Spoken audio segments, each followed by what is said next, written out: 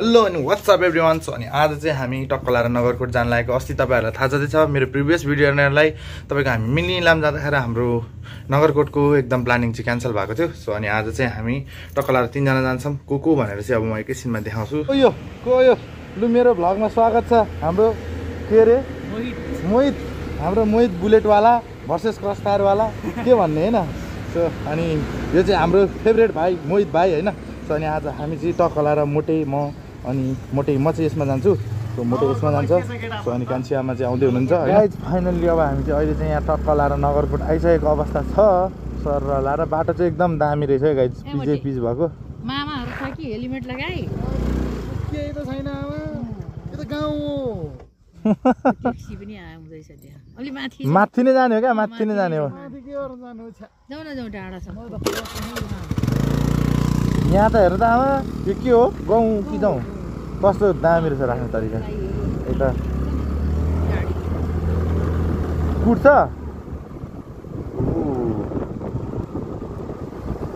के गाउँ आयो यो? बाख्री गाउँ रे। बाख्री गाउँ रे ओइ बुढा। बाख्री गाउँ यहाँ त्यही लेखेको छ। पुरै बारेर दामी बनाएर छ त। बाख्री गाउँ पो राम्रो छ त हौ।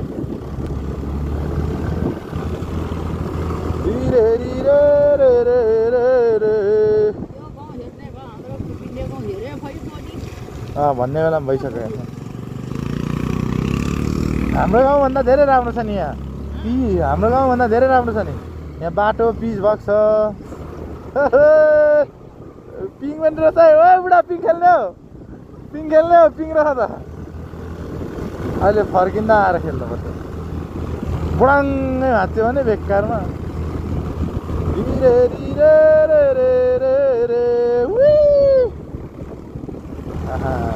नगरकोट अब पो आउनु लाग्यो। कति किलोमिटर देखाइरहेछ? किलोमिटरै लुकिसकेछ। अब पो छिरिएछ बुढा नगरकोट त। नि नगरकोट त तल नगरकोटै हो। ए मुजी कस्तो हानेर आएको हो सातो गयो। धुलो यार। पसल डाँडा रे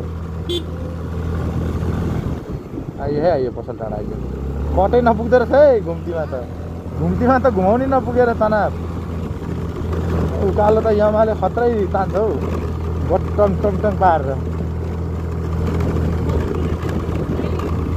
झन्नै फर्काएको मोटेले हामीलाई। मलाई हिमाल सिमाल सबै हेर्नु छ। नगरकोट गाउँै घुम्नु छ मलाई। अब तार टोल रे हिँडेर बसौँ। दामी देखिँदो रहेछ यार यो ठाउँबाट त। Look at the view guys. कस्तो जङ्गलको बिचमा रहेछ नि। तर हुनुपर्ने त्यस्तैमा हो स्कुल। उकालो चढियो मा झाक्ने उकालै उकालो रहेछ यार। अहिले ओह्रालो झर्दा चाहिँ आनन्दै छ। तान्ने रहेछ। स्याङ्बो टोल रे यता। स्याङ्बो तामाङ टोल हो जस्तो छ। किसी तामाङ हो किसी शेर्पा हो। लामी डाँडा भुटानको लामी डाँडा भन्थ्यो त। लामी डाँडा आयो है आमा। फाइनली गाइज अहिले चाहिँ हामी नगरकोट आइसकेको अवस्था छ। अनि अगाडि चाहिँ मोटे र आमा हिँड्दै हुनुहुन्छ सर लाएर। अनि अब हामी सिडी उकालो चढ्छौँ। It is our first experience. अब हेरौँ कस्तो हुन्छ होइन त कान्छी आमा? कस्तो लाग्यो त? रमाइलो। हाम्रो बतालुवन जस्तो लाग्यो। यस्तो त हाम्रो गाउँमा कति छ हैन? हाम्रो रोड नपुगेर मात्रै यस्तो रोड भए सिडीमा कति यो भन्दा राम्रो हुने। गजब हुने थियो हैन त? अहिले पो यस्तो छ त। भोलि पर्सि श्रद्धालुहरू आउँदाखेरि त बेसी हुन्छ होला नि त नि। श्रद्धालु भक्तजन के भन्छ? ए लिँदैन के लिन्छ त्यहाँ। लियो भने दिउँला न 20-30 रुपियाँ। ल 100 रुपियाँ लिन्छ भने दिउँला। दुईटा छ।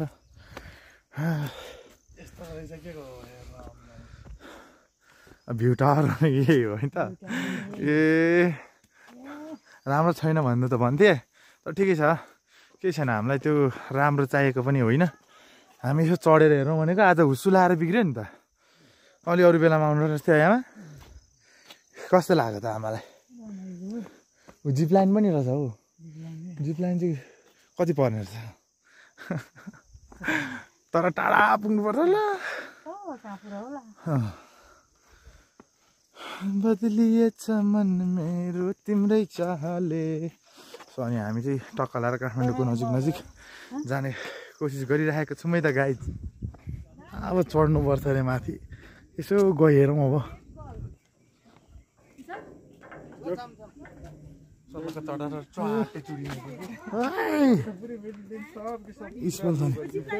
स्मल छ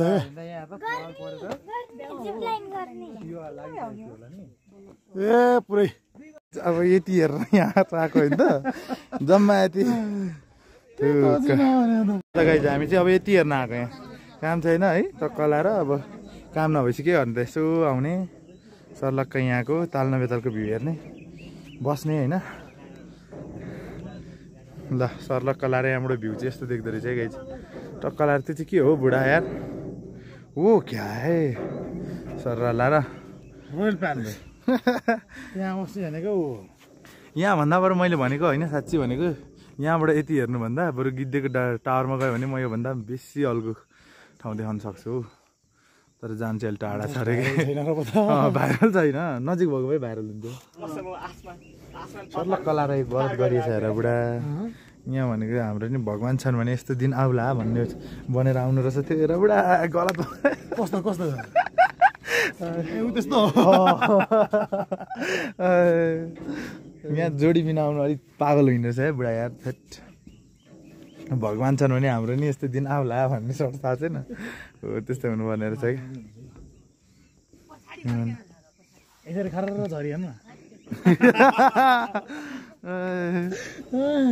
र अब आजको टक्क भ्यू भनेको यसरी चारैतिर घुमाएर देखाइदिउँ सर्र लाएर यस्तै छ भ्यूज केही छैन यो नाथे भ्यू यहाँ नआए नै हुने रहेछ टक्क लगाएर यो हुसु लाग्ने टाइममा बर्खा बेलामा नआए नै हुने रहेछ होइन त्यो त्यही भएर झर्ने ठाउँ यस्तो छ यो पनि पुरै लिन्थिङ हल्लिँदैछ क्या यस्तो रहेछ क्या यहाँ यो 4-5